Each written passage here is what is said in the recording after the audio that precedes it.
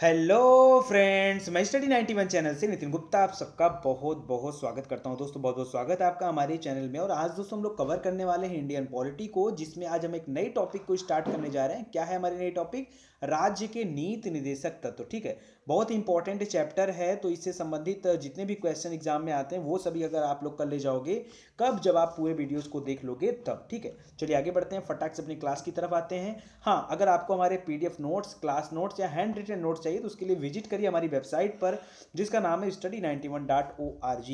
और एक चीज़ और कहना चाहूँगा दोस्तों कि अगर अभी तक आपने हमारे चैनल को सब्सक्राइब नहीं किया है तो जल्दी से कर लीजिए सब्सक्राइब, और बेल आइकन को दोस्तों जरूर प्रेस करिए ताकि आपको नोटिफिकेशन के थ्रू ये पता चल पाए कि कितने वीडियोज एक दिन में अपलोड किए जाते हैं। ठीक है, आइए अपने टॉपिक को स्टार्ट करते हैं। हाँ, एक चीज़ और विनम्र निवेदन आप सभी से हाथ जोड़कर हमारे प्रिय भाइयों बहनों से, कि किसी तरह का एडवर्टीजमेंट अगर आता है तो उसको पूरा देखा करिए, उसको स्किप मत किया करिए। ठीक है, बस आप इतना सा काम कर दीजिए, बाकी सारे विषय को पढ़ाने की जिम्मेदारी और दायित्व मैं बखूबी निभा लूंगा और अच्छे से आपको पढ़ाऊंगा भी। ठीक है, आइए स्टार्ट करते हैं टॉपिक को।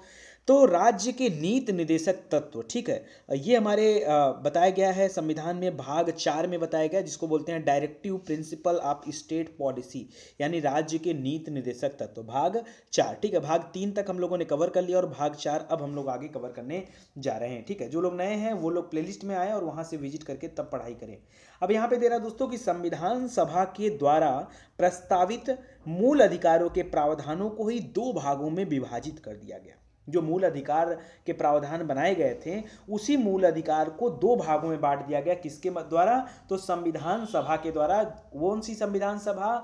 जब संविधान बन रहा था उस समय जो कमेटी बनाई थी उस कमेटी के द्वारा, उस सभा के द्वारा इसको दो हिस्से में डिवाइड कर दिया गया। भाग 3 यानी जो हमारे मूल अधिकार को बताते हैं उसमें शामिल अधिकारों को वाद योग्य बना दिया गया। वाद योग्य माने क्या होता है दोस्तों? कि अगर मूल अधिकारों का उल्लंघन होता है तो आप उच्च न्यायालय या सर्वोच्च न्यायालय दोनों जगहों पर जा सकते हो न्याय मांगने के लिए, तो ये हो जाता है वाद योग्य। ठीक है, जिसका अभिप्राय क्या है? तो यहाँ लिख रहा है कि इन अधिकारों की रक्षा के लिए व्यक्तियों को सीधे उच्चतम न्यायालय में प्रवेश का अधिकार दिया गया है। ठीक है, यानी यही वाद योग्य है। ठीक है, जो भी भाग 3 में दिए गए हैं उन सभी के लिए, जबकि जो दूसरा पार्ट था उसे रखा गया है भाग 4 में और उसको अवाद योग्य बनाया गया है। मतलब आप भाग 4 में जो कुछ भी हम लोग पढ़ने वाले हैं, यानी राज्य के नीति निर्देशक तत्वों में जो कुछ भी हम लोग पढ़ने वाले हैं उसके खिलाफ आप सुप्रीम कोर्ट या हाई कोर्ट नहीं जा सकते हो, क्योंकि यह क्या है? यह अवाद योग्य है। क्या है? अवाद योग्य। ठीक है, देखिए यहाँ पे बता रहा है कि अनुच्छेद 36 से लेकर अनुच्छेद 51 तक में ये राज्य के नीति निर्देशक तत्व बताए गए हैं, जिसका अभिप्राय है कि इन्हें लागू कराने के लिए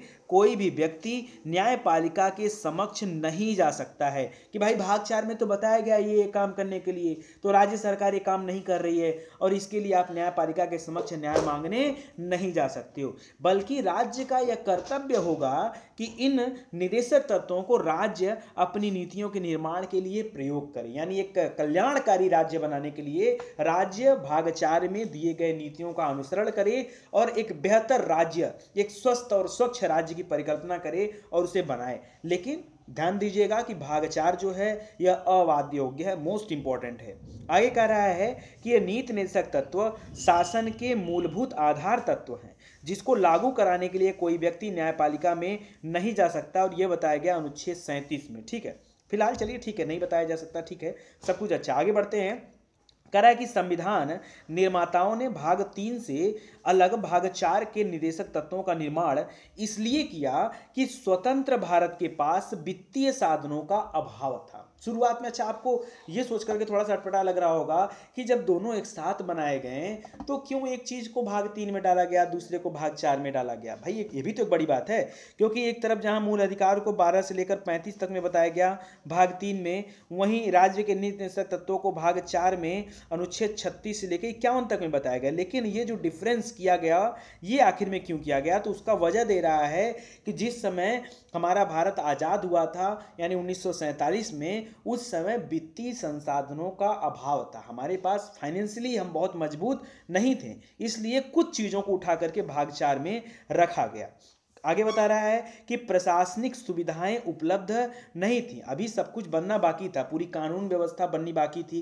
भाई संविधान ही तो बन रहा था और संविधान बनने के बाद ही तो सब कुछ हुआ है। तो जो प्रशासनिक सुविधाएं थी वो भी ठीक ढंग से उपलब्ध नहीं थी, जो वित्तीय स्थिति थी वो भी हम लोगों की ठीक नहीं थी, इसलिए इन्हें वाद योग्य बनाना संभव नहीं था। नहीं है, नहीं था, ठीक है, बल्कि इन्हें शासन का मूलभूत सिद्धांत बनाकर आने वाली सभी सरकारों के लिए एक ऐसा आदर्श निर्मित किया गया जिनका वे व्यवहार में क्रियान्वयन करेंगी। मतलब कि अनुच्छेद 36 से लेकर अनुच्छेद 51 तक में ऐसी बढ़िया बढ़िया बात लिखी है और कल्पना किया जाता है कि सभी राज्य उसको फॉलो करेंगे। अगर उस चीज को सभी राज्य लागू कर लें अपने राज्यों में तो एक कल्याणकारी राज्य की स्थापना की जा सकती है। ठीक है, तो इसको ध्यान दीजिएगा। आगे बढ़ते हैं कि राज्य के नीति निषेध तत्व जो है आयरलैंड के संविधान से लिए गए, आपसे एग्जाम में पूछता है और ये प्रश्न तो साधारण प्रश्न सभी को याद भी होगा। आगे कह रहा है नीति निषेध तत्वों में वे उद्देश्य एवं लक्ष्य निहित हैं जिनका पालन करना राज्य का कर्तव्य है। ठीक है, देखिए एकदम अनिवार्य कर्तव्य नहीं है, सिर्फ कर्तव्य है। ठीक है, यानी उसकी इच्छा पे डिपेंड करता है कि वह उसे कैसे फॉलो करता है। संविधान के 25वें और 42वें संविधान संशोधन द्वारा राज्य के नीति निर्देशक तत्वों के महत्व को और अधिक बढ़ा दिया गया और उन्हें मूल अधिकारों पर सर्वोच्चता प्रदान कर दी गई। मतलब वो उससे भी बढ़ चढ़ के उनका रोल हो गया। इसीलिए दोस्तों प्रोफेसर पायली कहते हैं कि राज्य के नीति निर्देशक तत्व राष्ट्रीय चेतना के आधारभूत स्तर का निर्माण करते हैं। किसका कथन है ये? प्रोफेसर पायली का। ग्रेनविल ऑस्टिन कहते हैं कि भारतीय संविधान प्रथमतः और सर्वोपरि रूप में एक सामाजिक दस्तावेज है और राज्य के नीति निर्देशक तत्व यह संविधान की आत्मा है। ठीक है, तो ये ध्यान दीजिएगा, मोस्ट इंपॉर्टेंट है। और अब आगे बढ़ते हैं दोस्तों, हम चाहते हैं कि अब आपको लेके चलें अनुच्छेद 36 की तरफ। ठीक है, लेकिन उसके पहले थोड़ी सी और चर्चा करेंगे, अभी नहीं, पहले 36 से लेकर 40 तक आज हम लोग कवरिंग करने वाले हैं। उसके बाद मैं आपको थोड़ा सा अंतर बताऊंगा कि मूल अधिकार और राज्य के नीति निर्देशक तत्वों में भेद कैसे किए जा सकते हैं और कितने अंतर किए जा सकते हैं। ठीक है, तो पहले हम लोग को देख लेते हैं 2-4 अनुच्छेद ताकि थोड़ा सा माइंड डाइवर्ट हो जाए हम लोगों का। तो अनुच्छेद 36, देखिए अनुच्छेद 36 जो है राज्य को परिभाषित करता है। ठीक है, और क्या परिभाषा देता है? ये कहता है कि राज्य की वही परिभाषा है जो भाग 3 के अनुच्छेद 12 में आपको बताई गई, वहां पर अभिव्यक्त की गई है। और दोस्तों वहां पर मैंने आपको राज्य की परिभाषा बहुत डिटेल में पढ़ाया, लगभग 2 पेज में मैं आपको सिर्फ ये डिफाइन किया हूं कि किसे राज्य माना जाएगा। ठीक है, यहाँ तो शॉर्टकट में लिख दिया गया है, लेकिन ध्यान दीजिएगा वही राज्य की परिभाषा है जो भाग 3 के अनुच्छेद 12 में बताई गई है, ऐसा अनुच्छेद 36 में भी कहा गया है। अब मोटी मोटा बात बताऊं तो भारत सरकार हो गया, संसद हो गया, राज्य सरकार हो गया, राज्य का विधानमंडल हो गया, या भारत के राज्य क्षेत्र के भीतर या भारत सरकार के नियंत्रण के अधीन जितने भी स्थानीय और अन्य प्राधिकारी हैं, ठीक है, जो भी गवर्नमेंट कर्मचारी हैं वही राज्य है, वही क्या है, उनको राज्य की संज्ञा दी जाती है। अनुच्छेद 37, बहुत ध्यान से एक अनुच्छेद आपको याद करना है। अनुच्छेद 36 राज्य को परिभाषित करता है। अनुच्छेद 37 2 प्रकार की व्यवस्थाएं देता है। क्या व्यवस्था देता है? पहला दे रहा है कि नीति निर्देशक तत्व न्यायालय द्वारा परिवर्तनीय नहीं है। ये आपको पहले ही बताया जा चुका है कि यह अवाद्य योग्य है। ठीक है, क्या है? अवाद्य योग्य है, यानी परिवर्तनीय नहीं है। अर्थात यदि किसी निर्देशक तत्व को लागू नहीं किया जाता है तो उसका अति उल्लंघन किया जाता है तो न्यायालय में उसके परिवर्तन के लिए कार्यवाही नहीं की जा सकती। समझ रहे हैं ना? चलिए आगे देखते हैं। अभी मैं आपको बताऊंगा कि कौन कौन से कल्याणकारी राज्य बनाने के लिए क्या क्या अनुच्छेद में क्या क्या लिखे हैं और उसको क्यों वाद योग्य नहीं किया जा सकता। सुनिएगा ध्यान से। नीति निर्देशक तत्व देश के शासन में मूलभूत हैं और विधि बनाने में इनको लागू करना राज्य का एक कर्तव्य है। तो ये बताया गया अनुच्छेद 37 में। आगे बढ़ते हैं दोस्तों, अनुच्छेद 38। ठीक है, अनुच्छेद 38 कहता है दोस्तों कि राज्य को यह निर्देश देता है कि राज्य लोक कल्याण की अभिवृद्धि करके एक ऐसी सामाजिक व्यवस्था की स्थापना का प्रयास करे जिसमें सामाजिक, आर्थिक और राजनीतिक न्याय प्रत्येक व्यक्ति के लिए सुनिश्चित हो। यहां से देखिए काफी अच्छा चीज दिया है। फिर से मैं आपको याद दिलाऊं, अनुच्छेद 36 राज्य को परिभाषित करता है। अनुच्छेद 37 सीधा सीधा ये बताता है कि राज्य के नीति निर्देशक तत्व परिवर्तनीय नहीं है। ठीक है, यानी अवाद्य योग्य है। बस एक लाइन की बात याद रखिए।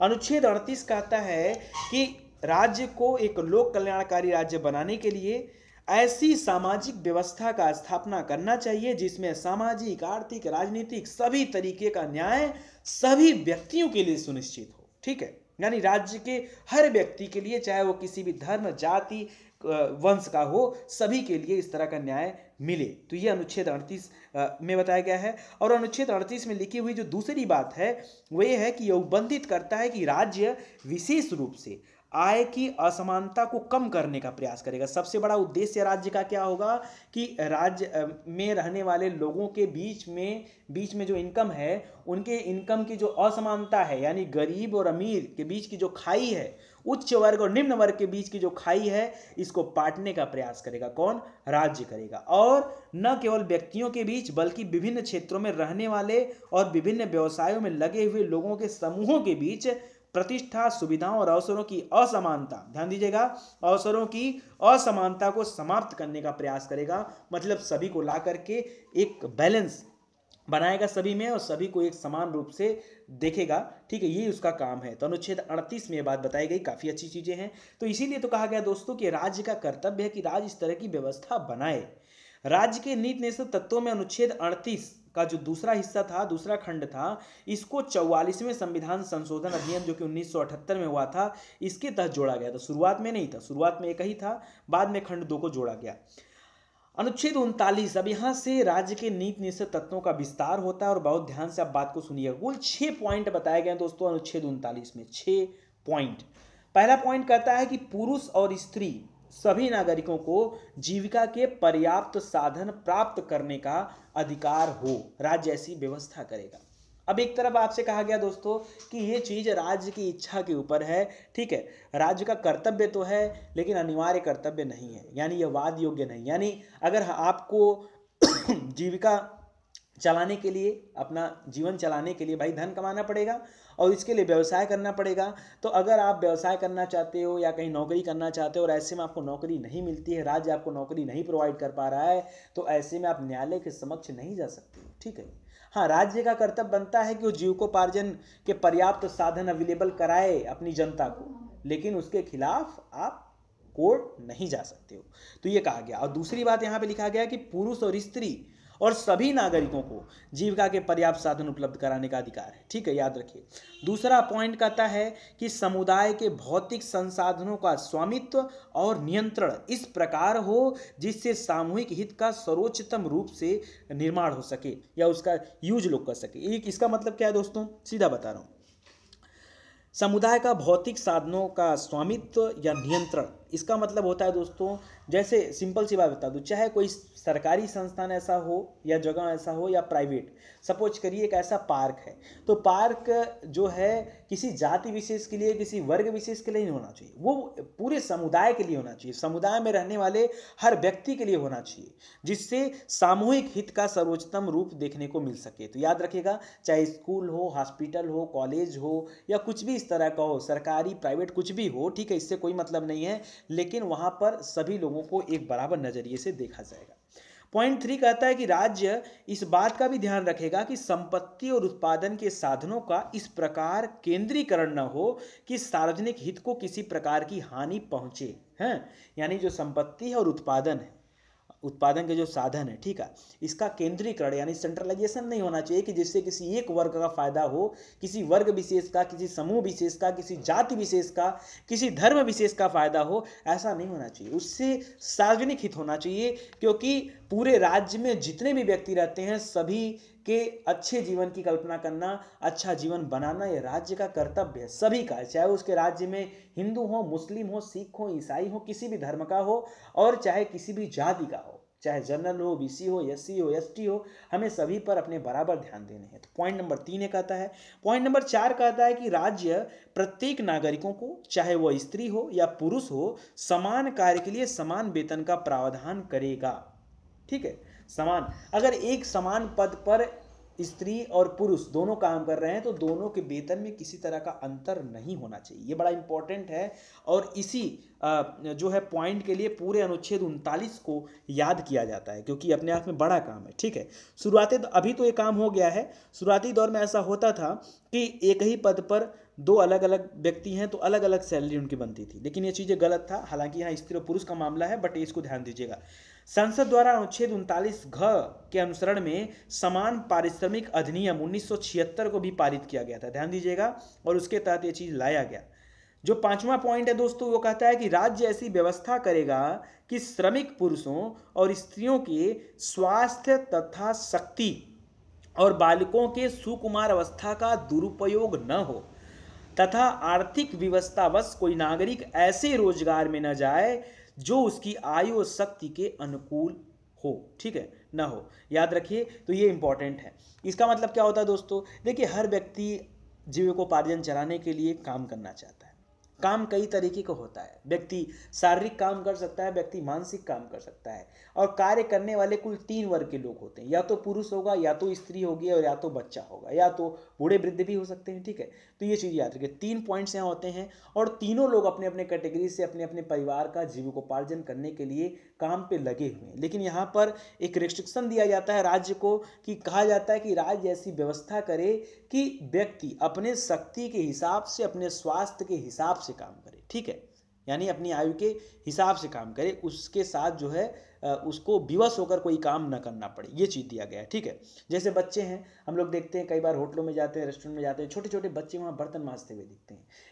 क्या ये उनकी अवस्था है जीविकोपार्जन कमाने की? हो सकता है कि उनके परिवार की परिस्थितियाँ अनुकूल न हो, जिस वजह से वो ऐसे कार्यों में संलिप्त हों, क्योंकि उनके पास परिवार का बोझ संभालने की जिम्मेदारी बचपन से आ गई। हो सकता है कि वो अनाथ हो सकता है कि उनके माँ बाप ना हो सकता है कि उनके माँ बाप हों, लेकिन उनका जो परवरिश करने का तरीका है वो ठीक ना हो, ठीक है। तो कुछ भी हो सकता है यहाँ पर, लेकिन फिर भी राज्य का कर्तव्य बनता है कि ऐसे बच्चों को देखे और उसको ऐसे रोजगार में न जाने दिया जाए जो उसके आयु या शक्ति के अनुकूल न हो, ठीक है। तो ये ऐसी व्यवस्था करेगा राज्य।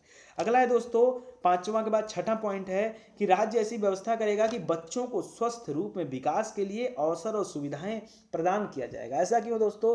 क्योंकि देखिए हमारे जो युवा हैं, हमारे जो बच्चे हैं, आगे के भविष्य हैं। आज से 20 साल, 25 साल, 30 साल बाद, जब अभी हमारी एज मान लीजिए 28 से 30 साल है, कल को आज से अगर मैं 30 साल बाद की बात कर दूं तो हम 60 साल के हो जाएंगे। उसके बाद हमारे देश का जो भविष्य है, ये हमारे जो आज के बच्चे हैं, ये कल के युवा होंगे। तो हमारे देश का भविष्य उन युवाओं पर टिका होगा। तो आज के बच्चों को अगर हम बचा के नहीं रखेंगे तो हमारा कल का भविष्य डूब जाएगा, कल का भविष्य हमारा अंधेरे में चला जाएगा। अगर आज हमारे सारे बच्चे, ठीक है, पढ़ाई लिखाई छोड़ करके ऐसे अनाप शनाप के कार्यों में संलिप्त हो जाए। जैसे आप देखिए ना, अभी पबजी गेम जो चल रहा है, ठीक है, बच्चे जो है अपनी पढ़ाई लिखाई छोड़ करके उनको जो एक दिशा मिलनी चाहिए, उनको ये नहीं पता है कि हमारा जन्म किस लिए हुआ है। कुछ लोगों को लगता है कि हमारा जन्म ही इसीलिए हुआ है कि हम पबजी खेलें, ठीक है। बड़ा बुरा लगता है। लाइक का लोगों का नशा चढ़ा है, टिकटॉक का नशा चढ़ा हुआ है, लोग उसी खुमार में जी रहे हैं। होता था पुराने समय में, मनोरंजन के कई साधन हुआ करते थे, खेल कूद हुआ करते थे, मनोरंजन के लिए लोग सिनेमा को प्रीफर करते थे, लेकिन उसकी भी एक हद होती है, इंटरटेनमेंट की भी एक हद होती है। आप समझिए कि आपके जीवन का अस्तित्व क्या है, ठीक है। अगर आप उस जीवन के उद्देश्य को छोड़ करके कहीं भटक रहे हैं तो अपने लाइफ को स्थिर करिए, क्योंकि ये टिकटॉक, ये लाइक और ये पबजी, ये साल 2 साल की चीज़ें, इसके बाद ये खत्म हो जाएंगी। आप अपना बचपन याद करो। बचपन में हम लोग का वीडियो गेम हुआ करता था, ठीक है, इसको हम लोग टीवी में कनेक्ट करके खेलते थे, कंट्रा वगैरह, मारियो वगैरह खेलते थे। आज क्या है, आज उसका क्रेज क्या है, खत्म हो गया।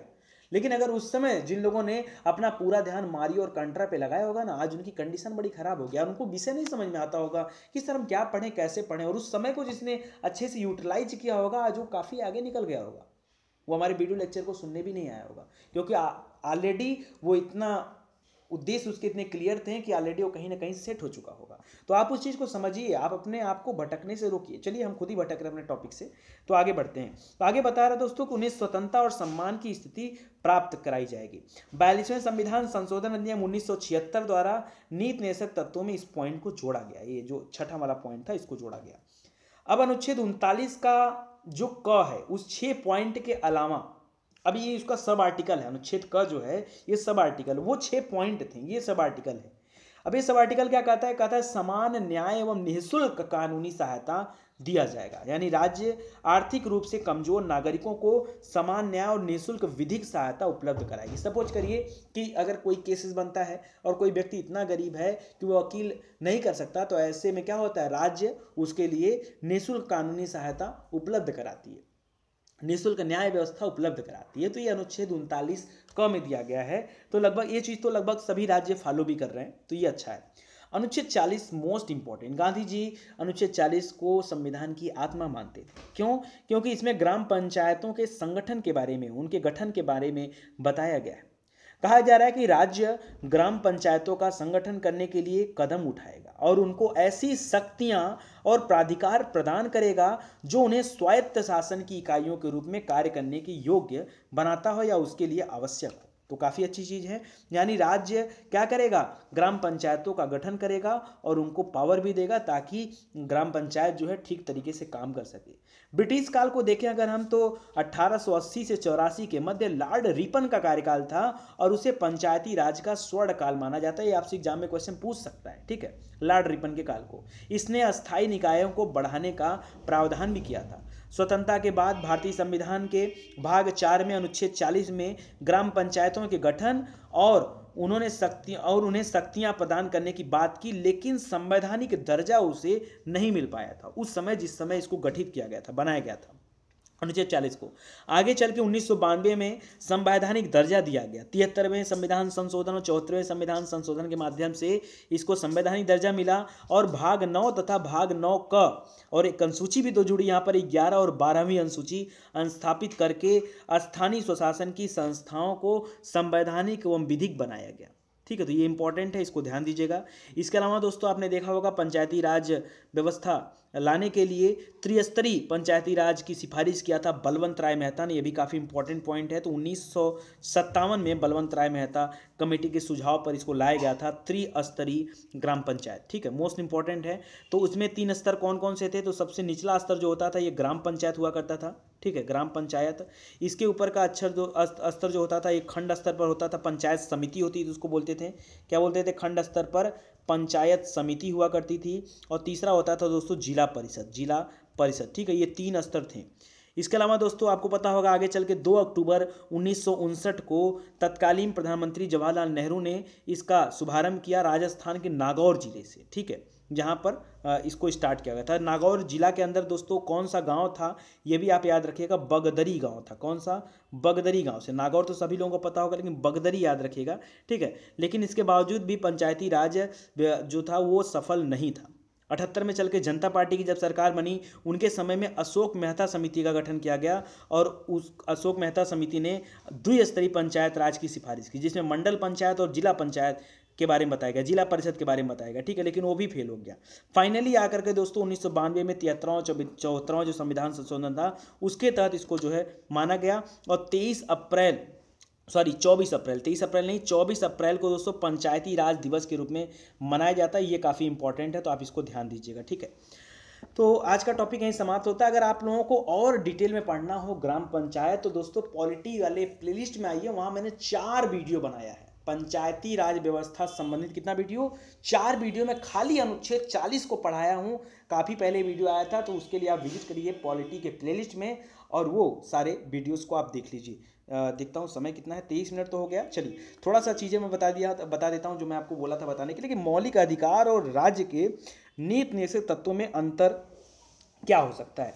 पहले बात तो दोस्तों अगर मूल अधिकारों की बात करूँ, ध्यान समझिएगा, इधर मैं मूल अधिकार लिख रहा हूँ। ठीक है, मूल अधिकार और इस साइड मेरा रहेगा राज्य के नीति निषेध तत्व। आप समझिएगा अब यहाँ से। ठीक है, ये 2 टॉपिक रहेंगे। तो मानिए चलिए यहाँ पे मूल अधिकार हो गए, यहाँ पे राज्य के नीति निषेध तत्व हो गए, दोनों को यहाँ पे अलग अलग है। ठीक है, अब देखिए आप ऐसे कर दे रहा हूँ, यहाँ पे भाग 3 है और यहाँ पे भाग 4 है। अब पॉइंट खाली सुनते जाइए और अब नोट करने जाइए।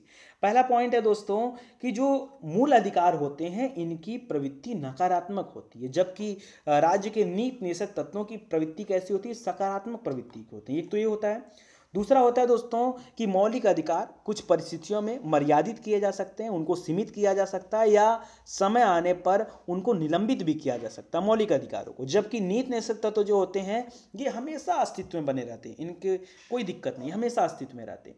मूल अधिकारों को न्यायालय द्वारा परिवर्तनीय बनाया जाता है, यानी वो वाद योग्य हैं तो उनके लिए न्यायालय में जा सकते हो, जबकि आप मूल अधिकार इसके राज्य के नीति तत्वों के लिए आप न्यायालय में नहीं जा सकते हो। मौलिक अधिकार का जो विषय है वो व्यक्ति है। मौलिक अधिकार किसके लिए? व्यक्तियों के लिए, जबकि राज्य का नीति निषेध तत्व ये राज्यों के लिए है। राज्य कल्याणकारी हो, इसके लिए प्रावधान करता है। ठीक है, ये केवल व्यक्ति विशेष या राज्य विशेष। ठीक है, अगला आप बोल सकते हो, कोई आपसे पूछे कि तो बता सकते हो कि मूल अधिकारों का विषय वस्तु सीमित है किंतु राज्य का नीति निषेध तत्व जो है वो व्यापक है। जैसे अंतर्राष्ट्रीय शांति की स्थापना देखो अनुच्छेद 51 में, बहुत सारी चीजें हम लोग पढ़ेंगे इसमें। मूल अधिकारों का राजनीतिक और विधिक महत्व है, जबकि नीति निषेध तत्वों का सामाजिक, आर्थिक और कल्याणकारी महत्व है। समझ में आ रहा है बात? तो ये सारी चीज़ें आप पढ़िए और अच्छे से देखिए। आगे की क्लास में दोस्तों अनुच्छेद 41, 42, 43, 44 सब आपको कंप्लीट कराए जाएंगे। उम्मीद है कि आगे 1 से 2 लेक्चर में आपके राज्य के नीति निषेध तत्व जो है समाप्त हो जाएंगे। ठीक है, और उसके बाद हम लोग बढ़ेंगे, देखेंगे कौन सा टॉपिक छूटा हुआ है। जो भी छूटा रहेगा उसको कंप्लीट कराया जाएगा। जो लोग नए हैं उनको बता दिया जा रहा है कि यहाँ पर सभी विषयों की मुफ्त क्लासेस अवेलेबल है, तो विजिट करिए आप हमारे प्लेलिस्ट में, वहाँ आकर के आप सभी विषयों का डिटेल में वीडियो देख सकते हैं। घर बैठे आराम से इत्मीनान से पढ़ाई कर सकते हैं। और प्लीज़ दोस्तों, अगर आपको वीडियो अच्छा लगा हो तो वीडियो को शेयर जरूर से करिए, क्योंकि बहुत सारे भाई बहन ऐसे हैं जो कोचिंग को अफोर्ड नहीं कर सकते, बढ़िया टीचर उन्हें नहीं मिल पा रहे हैं, बढ़िया क्लास नोट नहीं मिल पा रहे हैं, बढ़िया मटेरियल नहीं मिल पा रहे हैं। तो ऐसे में अगर उनके तक ये वीडियो पहुँचेगा, वो लोग अपने जीवन को एक अच्छा दिशा दे सकते हैं, क्योंकि आज का जो युवा है यही कल का भविष्य है, हमारे भारत का भविष्य है। तो आपका योगदान ये हमारे लिए नहीं है, हमारा चैनल तो वैसे भी बढ़ जाएगा। अगर हम अच्छा काम कर रहे हैं तो आज नहीं कल तो चैनल को बढ़ना है ना, है कि नहीं? और आप याद रखिए जीवन में जब कभी भी कोई व्यक्ति अच्छा काम करे तो हमेशा उसको प्रोत्साहित किया करिए, चाहे वो किसी भी क्षेत्र में हो, आपके एजुकेशन से संबंधित हो, किसी व्यवसाय से संबंधित हो, किसी भी चीज़ में हो। अगर व्यक्ति अच्छा काम कर रहा है तो उसको प्रोत्साहित करिए, ताकि उसके मन में और ज़्यादा काम करने की इच्छा हो और बेहतर काम करने की इच्छा हो। ठीक है, तो प्लीज़ दोस्तों मैं यही चाहूँगा कि आप सभी इस चैनल को सब्सक्राइब करिएगा और ज़्यादा से ज़्यादा शेयर करिए। जो PDF दिए जाते हैं दोस्तों उसको सुबह सुबह ग्रुप में भेजिए, अपने व्हाट्सएप ग्रुप में भेजिए, अपने फेसबुक ग्रुप में भेजिए, ताकि लोग पढ़ें और देखें और जान पाएँ। ठीक है, चलिए, थैंक यू सो मच।